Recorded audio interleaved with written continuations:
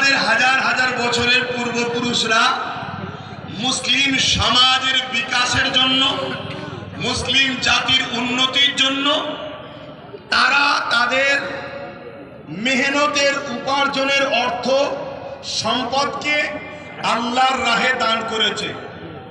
সেই সম্পদ টোটাল ভারতবর্ষে অনেক খাতা কলমে পাওয়া গেছে 27 লক্ষ বিঘে সম্পদ। কত? 27 লক্ষ বিঘে সম্পদ, কম বেশি। এই সম্পদ কি কাজে লাগবে? জিনেরা দান করেছে মসজিদ, মাদ্রাসা, ঈদগাহ, খানকা, কবরস্থান, এক কথায় মুসলিম জাতির কল্যাণ। এটা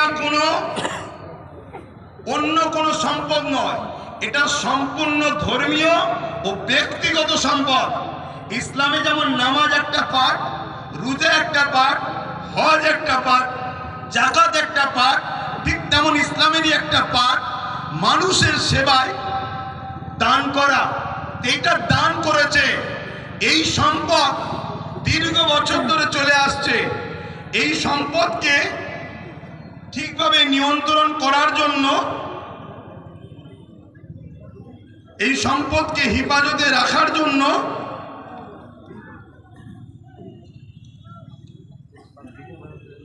সর্বপ্রথম ভারতবর্ষে 1954 প্রথম একটা আইন তৈরি করা হয়।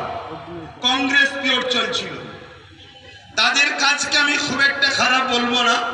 তারা চেয়েছিল যাতে করে একটা বোর্ড তৈরি হোক, কমিটি তৈরি হোক, যাতে করে ওয়াকফ কোনো নয়ছই না হয়ে যায়, দানকৃত সম্পদ প্রতিটা জায়গায় যেন যায়।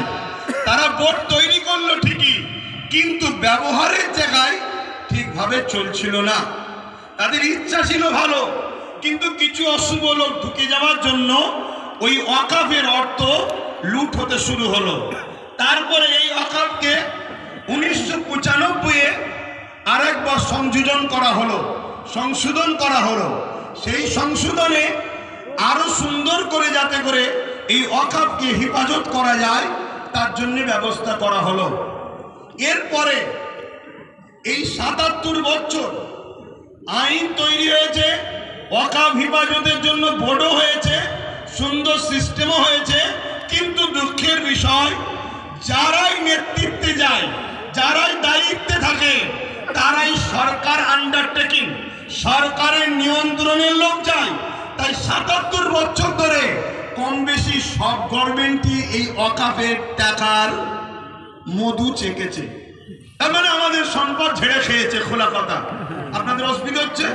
আমাদের সম্পদের টাকা সবকটাই ঝেড়ে খেয়েছে। কিন্তু হঠাৎ করে বিগত 10 বছরও কেন্দ্রীয় সরকার আছে, সেও ওয়াকফের টাকার মধু খেয়েছে। কিন্তু একটা প্রশ্ন, হঠাৎ করে এই ওয়াকফকে কেন আইন করে নিজেদের কবজায় নিবার ষড়যন্ত্র করছে, এটা আমাদের ভাবতে হবে। এই জায়গাটা হলো পয়েন্ট। তার আগে